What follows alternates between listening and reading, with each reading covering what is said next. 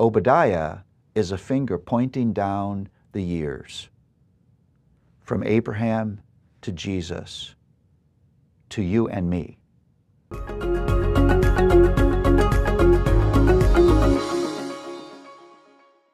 Well, Obadiah is an oracle against Edom. Now, you probably don't know what an oracle is. So an oracle is a message passed down by one of authority. And Edom was a neighboring nation hostile toward Judah. The Edomites were the descendants of Esau. And that sort of brings the whole history of the Old Testament into focus. And so because of that, I would entitle Obadiah, Salvation is from the Lord. You would read through this set of charges against Edom and you would say to yourself, okay, Paul, your model that the gospel is in every one of these prophets has just been busted, because it doesn't seem there's anything you can ever find the gospel here in Obadiah. But it is there. And it goes right back to the fact that in every way you would mean these words, salvation is from the Lord. It is God who chose to place His grace on Jacob and not Esau. And it's God who now is extending His favor to Judah and not Edom. And where's the hope in that? The hope is this: if God did not first choose me, I would never choose Him. It takes grace to desire grace. And unless God meets me in His grace, I would never ever desire His grace. There are four ways that Obadiah demonstrates that salvation is from the Lord. Here's the first: it's the Lord who chooses.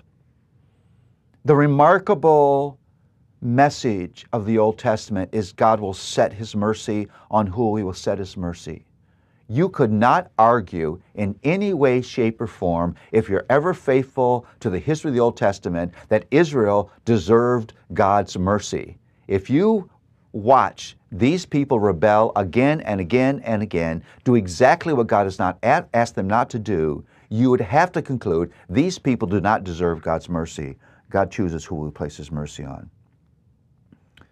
Second, the Lord is the final judge. Judgment is in the hands of the Lord. And that immediately drives us to the cross, because at the cross, God's judgment and God's mercy kiss. Judgment is meted out on Christ as a penalty for sin, so that mercy would be delivered to those whom God has chosen. Third, the Lord defends. God will defend the people on whom He has set His mercy.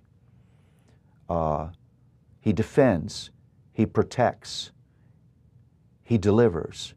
He fights battles for His people even when His people don't have the sense enough to fight those battles themselves. And then, finally, the Lord blesses.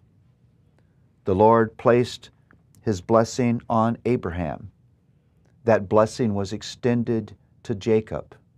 That blessing was then extended to Judah. You can see the passing down of the blessing of the Lord. And we know out of Judah came Jesus Christ. And we know that in Galatians it says that those who are in Christ are now the heirs of the promises made to Abraham.